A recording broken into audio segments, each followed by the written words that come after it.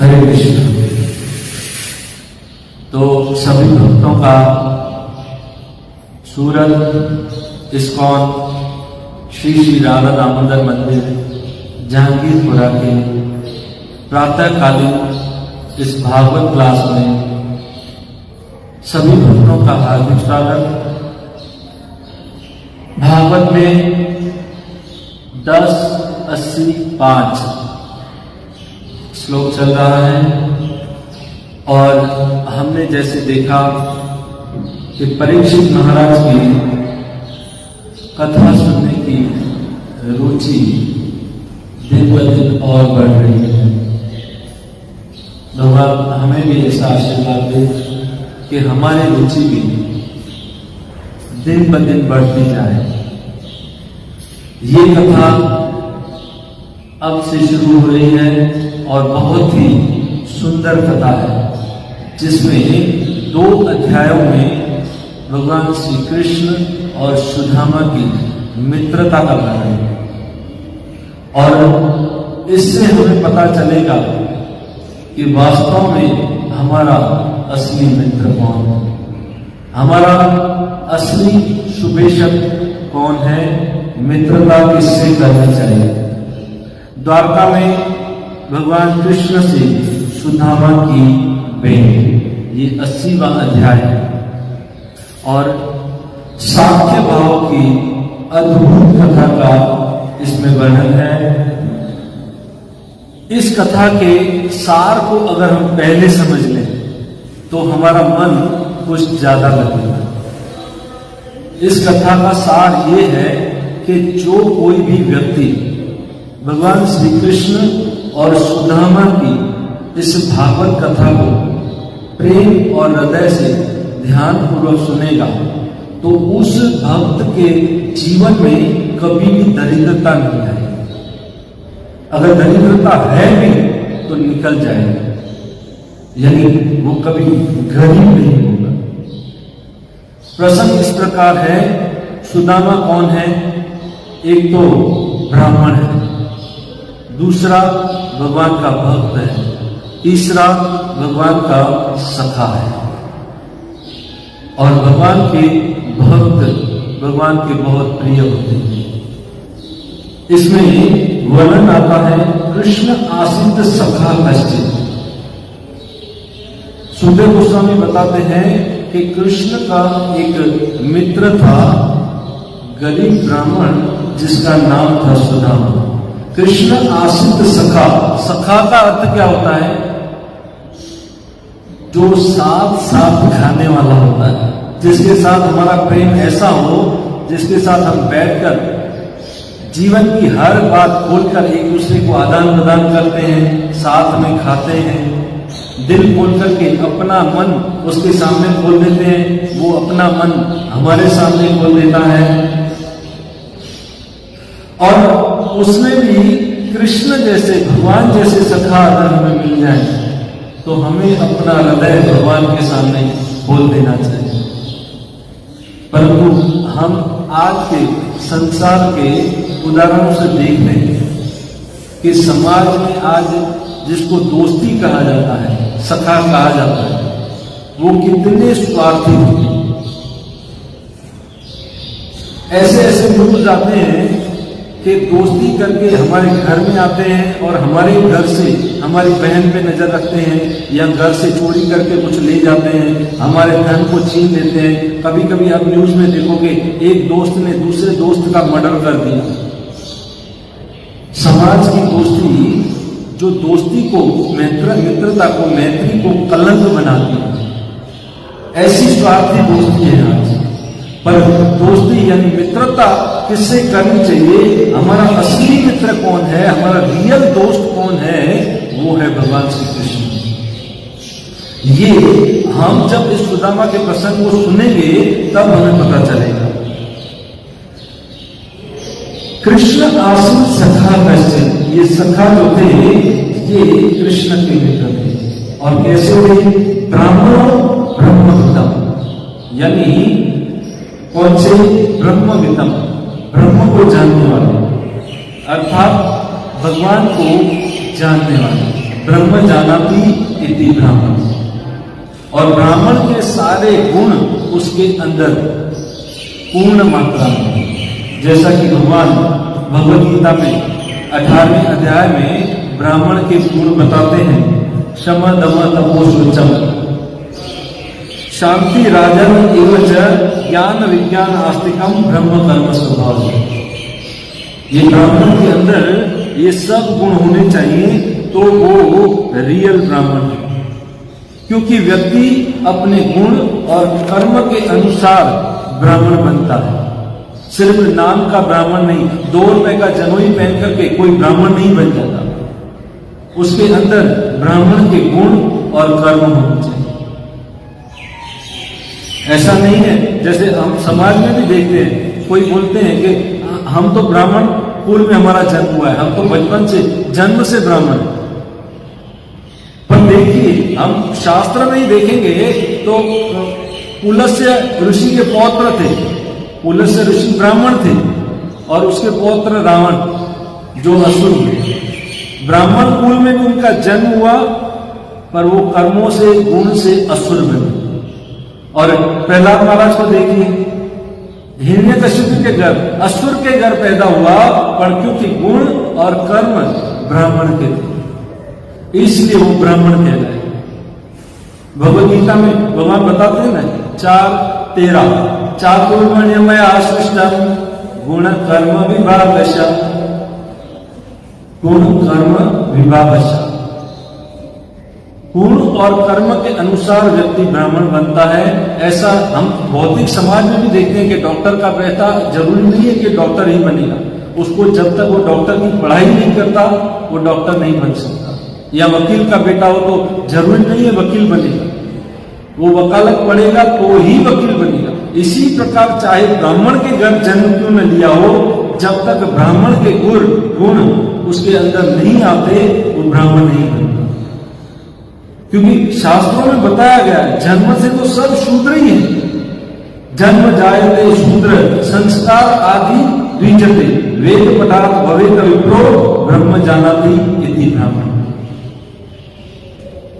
जन्म से सारे शूद्र होते हैं। जब माँ बाप के शरीर से उनका शरीर उत्पन्न होता है, जिसको शुक्राणु और रज कहते हैं, उस वीर्य से उसका जन्म होता है, तो वो जो पहला जन्म होता है ना, वो सिर्फ शरीर का जन्म होता है, वो शूद्र कहलाता है। परंतु जैसे ही उसके अंदर गुण, संस्कार, भगवान की भक्ति या 16 माला जप करने लगता है, साधना करने लगता है, तो गुरु उसको दूसरा जन्म देते हैं। गुरु के द्वारा उसका दूसरा जन्म होता है जब गुरु से दीक्षा लेते हैं। और दीक्षा के बाद वो धीरे धीरे अपना उत्तरदायित्व जब बढ़ाता है, सभ्य व्यक्ति बनता है, वेद पाठ भवेत विप्रो, तब वो ब्रह्म जानाति इति ब्राह्मण, वो भगवान को जानने लगता है, ब्रह्म जानाति, तब वो ब्राह्मण बनता है। ऐसे थे शुद्ध ब्राह्मण कृष्ण भक्त सुदामा। दरिद्र थे परंतु प्रशांत आत्मा, प्रशांत आत्मा थे। प्रशांत का अर्थ क्या होता है? शांत से भी अधिक शांत जो होता है, शांत से भी शांत, उसको प्रशांत कहते हैं। क्यों? क्योंकि उसका जीवन, उसका लक्ष्य एक था, सिर्फ और सिर्फ कृष्ण भक्ति। जीवन में और कोई लालसा नहीं थी, न धनम न जन्म न सुंदरीम कविता व जगदीश काम है। धर्म अर्थ काम मोक्ष, इसकी भी मुक्ति की भी आशा, कोई कामना नहीं थी, इसलिए वो शांत था, प्रशांत आत्मा, जितेंद्रिय। क्योंकि इस संसार में लोग आज भी हम देखते हैं अपने को ब्राह्मण कहते हैं, पर मुंह में पान मसाला या गंदी आदतें, मैंने देखा है अपने आप के संस्कार विधि कराते हैं कर्मकांडी ब्राह्मण, और अपने आप को ब्राह्मण कहते हैं और ऑमलेट की लारी पर खड़े होते हैं। मुझे जब मैं उनको देखता हूं तो मुझे हंसी आती है, और फिर आकर के कहते हैं हम तो ब्राह्मण हैं, हमारा ब्राह्मण कुल में जन्म हुआ। तो वो इंद्रतुप्ति भोगों में जो लगे होते हैं और अपने आप को ब्राह्मण कहते हैं, वो सिर्फ नाम के ब्राह्मण, काम के ब्राह्मण नहीं। प्रभुपाद जी बताते थे कि जब तक कोई व्यक्ति 16 माला जप नहीं करता, 4 नियमों का पालन नहीं करता, तब तक वो मनुष्य भी नहीं है। तो ब्राह्मण की बात तो क्या हो। और इसलिए भोग वृत्ति उनको फंसाती है, संसार में भोगों की कामनाओं के कारण वो अशांत रहते हैं। सुदामा कौन थे? प्रशांत। भोग वृत्ति इंद्रियतृप्ति के कारण संसार के लोग अशांत रहते हैं। भोक्ति मुक्ति कामी सिद्धि सकल एवं अशांत। भोगों की कामना, मुक्ति की कामना, इंद्रियतृप्ति की कामना मन में रहती है ना, तब तक जीव अशांत रहता है, कभी सुख और शांति प्राप्त नहीं कर सकता। परंतु कृष्ण भक्त निष्काम अतएव शांत। कृष्ण की भक्ति जो करता है वो शांत बन जाता है। ऐसे प्रशांत आत्मा जितेंद्रिय थे, यानी अपनी इंद्रियों को पूर्णता कंट्रोल करने वाले सुदामा ब्राह्मण जितेंद्रिय थे। और हम कौन हैं? हम इंद्रजीत। वो इंद्रियों को जीत चुके थे और हम अपनी इंद्रियों द्वारा जीते जा चुके हैं। इंद्रियों ने हमें जीत लिया है, हमारी अपनी इंद्रियों पर कोई कंट्रोल नहीं है। और ऐसे सुदामा भगवान श्री कृष्ण के प्रेमी भक्त भी थे, ब्राह्मण भी थे, सखा भी थे। साख्य भाव की जब भक्ति का वर्णन आता है ना, तो नवधा भक्ति में भी साख्य भाव की भक्ति का वर्णन है। और भक्ति के जो 5 अंग हैं, 5 रस, उसमें भी साख्य भाव का वर्णन। जैसे नवधा भक्ति में श्रवणम कीर्तनम विष्णु स्मरणम पाद सेवनम अर्चनम वंदनम दास्यम साख्यम आत्मनिवेदनम। 8वें नंबर पर साख्यम। और 5 रस जो आते हैं उसमें शांत, दास्य, साख्य, वात्सल्य और माधुर्य, इन 5 रस में भी साख्य भक्ति का वर्णन आता है। और सुदामा भगवान के इतने अच्छे सखा, इतने अच्छे मित्र थे, ये हम ये जो 2 अध्याय पढ़ेंगे, इसी कथा को समझेंगे, हमें पता चल जाएगा कि उस ब्राह्मण से, उस भक्त से, उस सखा से कृष्ण कितना प्रेम करते थे। क्योंकि सुदामा जो थे वो अनरचिंतयन्तो माम ये जना पर्युपासते तेषां नित्य अभियुक्तानाम योगक्षेमं वहाम्यहम्। अनन्य भाव से भगवान का भक्ति करना। भक्ति करने वाले 6 प्रकार के होते हैं, भगवान गीता में ही बता रहे। 4 प्रकार के 7वें अध्याय के 16वें श्लोक, चतुर्विधा भजन्ते मां। और 5वां 9:23 ये अपनी अन्य देवता भक्ता। और 6ठा 9:22 अनन्य चिंतयन्तो माम, जो शुद्ध भक्त होते हैं सिर्फ मेरी शरण में आते हैं। तो ऐसे सुदामा जब कृष्ण का चिंतन करते थे, प्रेम से कृष्ण की भक्ति करते थे, तो भगवान भी उसकी चिंता करते थे। भगवान कहते हैं तुम मेरा चिंतन करो, मैं तुम्हारी चिंता करूं। तुम कृष्ण के नाम में, तो कृष्ण तुम्हारे काम में। तुम अपने काम में, तो कृष्ण अपने धाम में। ये तो व्यवहारिक है ना, ये यथार्थ प्रबंधन थे। जैसा तुम व्यवहार करोगे वैसा मैं करूंगा। आजकल सुदामा की दोस्ती का वर्णन आज व्हाट्सएप और फेसबुक पे लोग सुदामा और कृष्ण गले लगते हैं, ऐसा फोटो भेजते हैं और वो फिल्मों के कुछ गीत भेजते हैं अपने दोस्तों को। मेरी जिंदगी सवारी मुझको गले लगा के बैठा दिया पलक में। सुदामा और कृष्ण का उदाहरण देखिए कि तुम मेरे ऐसे दोस्त हो, परंतु समाज में ऐसे दोस्त मिलते नहीं है। हमें करना है तो कृष्ण से ही साख्य भाव में दोस्ती करनी है। और भगवान ने ऐसी दोस्ती को निभाया। कैसे? जैसी द्वारिका भगवान की गुजरात में है, वो पोरबंदर भी गुजरात में ही है, ऐसी सेम टू सेम द्वारिका भगवान ने सुदामा के लिए पोरबंदर में बनवा दी। अन्य चिंतयन्तो मां, उनका भगवान ऐसे ध्यान रखते थे जैसा गीता में उन्होंने कहा। साख्य भाव का वर्णन करते हुए ब्रह्मा जी कहते हैं, जब ब्रज में आते हैं और ग्वाल बालों को देखते हैं कि ये ग्वाल बाल सखा कितने भाग्यशाली हैं कि ब्रह्मांड के पति, ब्रह्मांड के भगवान श्री कृष्ण आज उनके ये सखा बने। और जो भी कृष्ण से साख्य भाव में भक्ति करता है वो उन ग्वालों जैसा ही भाग्यवान। जैसे भक्ति में 5 रस बताए गए। कोई व्यक्ति शांत रस में भक्ति करता है, शांत रस में भक्ति जैसे ब्रज होते हैं, ब्रज में मोर हैं, वृक्ष हैं, आदि आदि, जो कई जड़ वस्तुएं हैं, कई चेतन में भी आती हैं, मोर, गाय आदि आदि, बंदर ब्रज में रहते हैं तो भगवान के साथ रहते हैं। और उससे ऊपर का स्टेज आता है वो दास्य भाव। भगवान को भक्त कहते हैं, मैं आपका दास हूं, मैं आपका सेवक हूं, जैसे हनुमान ने।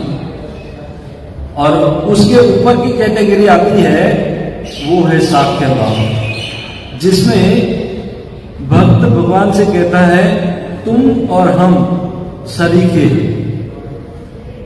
मैं नीचे नहीं हूं, मैं तेरे लेवल में हूं, भगवान के लेवल में बनना चाहता हूं। और उसके बाद वात्सल्य रस आता है जिसमें भक्त भगवान से बड़ा बनना चाहता है। देखिए, भगवान से बड़ा बना जा सकता है पर भगवान नहीं बना जा सकता। उनके माँ बाप के रूप में यशोदा और नंद बाबा भगवान से बड़े बन गए पर भगवान नहीं बन सकते। और उसके ऊपर का लेवल आता है माधुर्य भाव, माधुर्य रस, जो गोपियों ने किया।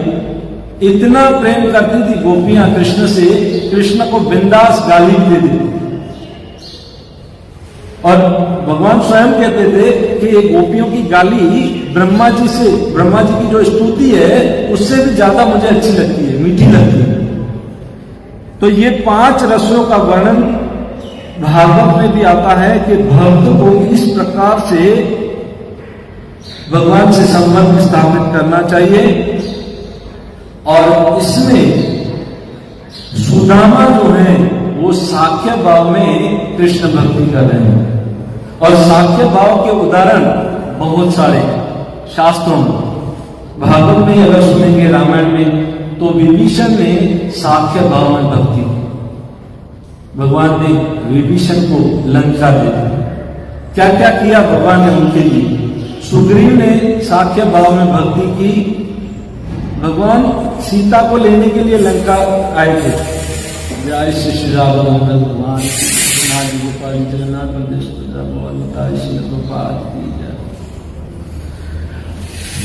भगवान लंका में सीता को लेने के लिए आए थे, पर जब सुग्रीव से उनकी दोस्ती हुई तो पहले उनको सुग्रीव की चिंता होने लगी। पहले उन्होंने बाली का वध किया और सुग्रीव को चिंता मुक्त किया। और उद्धव की बात तो आप जानते ही हैं, भागवत में ही है। उद्धव को भगवान कहते हैं कि तुम मेरे कैसे मित्र हो, कितने अच्छे हो, कितने कि ब्रह्मा, शिव और बलराम, लक्ष्मी मेरी आत्मा तक मुझे इतनी प्रिय नहीं है जितने तुम प्रिय हो उद्धव। ये साख्य भाव की बात हो रही है। और उसके बाद ब्रज के सखा, कितना प्रेम था ब्रज के सखाओं के साथ। ऑर्डर करते थे, चलो घोड़ा बनो, हम तुम्हारे ऊपर बैठेंगे, कृष्ण बोलते हैं, नहीं, मैं राजा का बेटा हूं, मैं नहीं बैठूंगा, मैं नहीं दाव दूंगा आपको। अरे दोगे कैसे नहीं, इधर से अभी भगा देंगे, तेरे को खेलने नहीं देंगे। घोड़ा बन जाते थे। साख्य भाव में उन्होंने इतनी प्रेम से उनके लिए घोड़ा भी बन गए। और अर्जुन ने भक्ति की, पार्थ सारथी बने। हमारे सामने है पार्थ सारथी, और कितने भाग्यशाली हैं अर्जुन। पार्थ सारथी के रूप में भगवान जब उनका रथ हाँक रहे हैं ना, तो पीछे से लात मारते थे अर्जुन, लेफ्ट राइट चलो युद्ध में। एक लात मारते थे, एक की लात चरण जो थे वो धोए। सुदामा आप द्वारिका में आए हैं तो उनके चरण धोए। कैसे प्रेम करते हैं भगवान अपने भक्तों से। और इसी अर्जुन को भगवान ने गीता में बताया, जब गीता सुना रहे थे तो कहा, आप मुझे ही क्यों गीता बता रहे हैं। तब 4 अध्याय का 3रा श्लोक, भक्तो असी में सखा चेतु, क्योंकि तुम मेरे परम प्रिय भक्त भी हो और मेरे सखा भी हो, इसलिए ये गूढ़ रहस्य भगवत गीता का मैं तुम्हें बता रहा हूं। जब उत्तरा दौड़ती हुई आई, जब गर्भवती थी, अश्वत्थामा ने ब्रह्मास्त्र चलाया और भगवान उत्तरा के गर्भ में गए सुदर्शन और गदा लेकर, जो कि अंदर परीक्षित मर चुका था। उस समय मरे हुए परीक्षित को भगवान ने क्या कहा कि अगर मैंने अर्जुन से साख्य भाव में अच्छी तरह से मित्रता, साख्य भाव निभाया है, तो हे मरे हुए बालक, तू जीवित हो जा।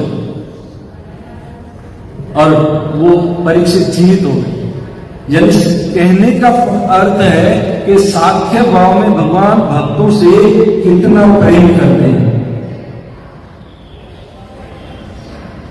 एक बार भृगु ऋषि की आप कथा जानते हैं, भगवान भक्तों की लात भी खाते हैं। अर्जुन ने तो लात मारी, ड्राइवर बना दिया था, तो लात मारते थे लेफ्ट राइट। भृगु मुनि तो डायरेक्ट छाती पर लात मारने के लिए चले गए। लक्ष्मी ने देखा भी, लक्ष्मी ने कहा कि ये ब्राह्मण है ना, ब्राह्मणों से मैं ब्राह्मणों के पास जाऊंगी ही नहीं कभी। तो भक्त ने पूछा, क्यों नहीं जाओगे? क्योंकि देखो, एक ब्राह्मण अपने आप को न जाने क्या समझते हैं। एक ब्राह्मण ने, अगस्त मुनि ने मेरे पिता को, समुद्र को पी लिया, और दूसरा ब्राह्मण वो भृगु आया, उसने जोर से मेरे पति के छाती पे आके लात मार। और तीसरा ब्राह्मण जब शिव जी को प्रसन्न करना चाहते हैं तो बेली पत्र होता है ना, बेली पत्र चढ़ाते हैं। वो मेरा निवास स्थान है, मेरे निवास स्थान का छेदन करते हैं और शिव जी को प्रसन्न करते हैं। और चौथे, वो जो मेरी सौतन को अपने जीवा पर बिठाते हैं, सरस्वती। मैं इन ब्राह्मणों से क्रोध था, मैं ब्राह्मणों के पास कभी नहीं जाऊं। ब्राह्मण भृगु ने कहा, तुम नहीं आओगी, कोई बात नहीं, हमें कोई चिंता नहीं है, हम बैठेंगे, लोग हमारी गोद में आकर के, हमारे चरण छू करके हमारे पास लक्ष्मी रख के जाएंगे, हम बाहर भी नहीं जाएंगे, लक्ष्मी सामने से स्वयं आएगी हमारे पास। ऐसे भगवान जो भक्तों के चरणों को, ब्राह्मणों के चरणों को अपने हृदय में धारण करते हैं। आज भी आप वृंदावन में जाओगे ना, तो जब भगवान का विग्रह खरीदना होगा ना, तो आप उस पर देखोगे भृगु चिन्ह है, भगवान की भृगु की लात यहाँ पर है। जब हम गोपाल जी को भी वृंदावन में लेते हैं, अपने घर विग्रह लेके आते हैं, तो ब्राह्मण से भगवान इतना प्रेम करते हैं कि उसकी बात क्या करें। हमारे दादा गोविंद महाराज जब दीक्षा देते हैं ना, तो बताते हैं, जब माला देते हैं, तुम कृष्ण से प्रेम करते हो? हाँ। तो तुम कृष्ण को क्या मानते हो? कृष्ण भगवान है। हाँ भगवान तो है, वो तो सबके हैं। कोई बोलता है मैं भगवान का दास हूं। हाँ पर दास तो हो, पर भगवान को किस संबंध से जानते हो? बोले मैं कुछ लोग अटवा जाते हैं, पर समझदार भक्त जो होते हैं बताते हैं कि मैं साख्य भाव में भगवान की भक्ति करना चाहता हूँ, मैं वात्सल्य भाव में भगवान से संबंध जोड़ना चाहता हूँ, मैं माधुर्य भाव से भगवान से संबंध जोड़ना चाहता हूँ। हाँ, फिर महाराज बोलते हैं हाँ, इस भाव से जब तक हम भगवान से संबंध नहीं जोड़ते, भगवान से हम प्रेम नहीं कर सकते। क्योंकि कई लोग हम देखते हैं मंदिर में सालों से आते हैं, बोलते हैं मेरे को 10 साल हो गए, 20 साल हो गए प्रभु जी, पर अभी तक मेरा भगवान से प्रेम नहीं हुआ। क्यों होगा? कैसे होगा? क्योंकि तुमने अभी तक अपना संबंध नहीं जोड़ा है भगवान से। वो वैश्या की कथा आप जानते हैं, एक वैश्या थी, उसके पास एक धनी व्यक्ति जाता था, 20 साल से जाता था उसके पास संबंध था उसका, पर बाहर का। पर 20 साल के बाद उसने सोचा अब मैं शादी कर लूं, तो शादी की। 3 महीने तक वो जीवित रहा। 3 महीने के बाद वो सेठ मर गया, तो उसकी सारी प्रॉपर्टी उसकी पत्नी को मिल गई। अब वो वेश्या उसके पास आई और कोर्ट में केस कर दिया। कोर्ट में कहा कि इस व्यक्ति के साथ मैं 20 साल से रहती थी, तो ये प्रॉपर्टी मेरी होनी चाहिए, ये अभी आई है, 3 महीना हुआ है। तो कोर्ट ने इतना ही पूछा तुम्हारा इसके साथ संबंध क्या है? चुप हो गए, क्योंकि उसका कोई संबंध नहीं था, इसलिए उसे कुछ भी नहीं मिला। भले 20 साल से उसकी सेवा करती थी, पर ये 3 साल से पत्नी आई, इसको सारी प्रॉपर्टी मिल गई। जब तक हम भगवान से संबंध नहीं जोड़ते, तब तक हम भगवान के करीब नहीं जा सकते। इस संसार में आप जहर को जानते हैं। जहर ऐसी चीज है, किसी भी चीज में डालो वो जहरीला बन जाए। पानी में डालो तो पानी जहर, शरबत में डालो शरबत जहर, रोटी में डालो रोटी जहर, मिठाई में डालो मिठाई जहर। इस संसार की एक भौतिक वस्तु ऐसी है जिसमें डालो वो वस्तु उसका रंग दिखा देती है। जहर अपना रंग, अपना स्वभाव दिखा देता है, पर ये जहर जो है ना, ये जहर भी अगर कृष्ण के संपर्क में आ जाए तो अमृत बन जाता है। हलाल जहर लेकर के आई थी पूतना भगवान को मारने के लिए, पर उस जहर को जब कृष्ण ने लिया, चूसा, वो संबंध बन गया, पूतना के साथ संबंध बना लिया। जहर भी अगर कृष्ण के संपर्क में आता है तो अमृत बन जाता है। तो हम जहर तो नहीं है ना, जहर से तो अच्छे हैं। अगर हम कृष्ण के संपर्क में आ जाएंगे, हम कृष्ण के साथ संबंध जोड़ देंगे, तो क्या हम अमृत नहीं बन सकते? हम शुभ नहीं बन सकते? हम पवित्र नहीं बन सकते? तो कहने का तात्पर्य यह है, इस श्लोक के सार को अगर हम समझें तो सुदामा ने जिस प्रकार प्रशांत भाव से जितेंद्रिय यानी अपनी इंद्रियों को जीत करके प्रेम से साख्य भाव में कृष्ण की भक्ति की, इसी प्रकार हमें भी कृष्ण की भक्ति प्रेम से करनी चाहिए। बहुत बहुत धन्यवाद। हरे कृष्ण। श्रील प्रभुपाद की जय। ग्रंथ श्रीमद् भागवत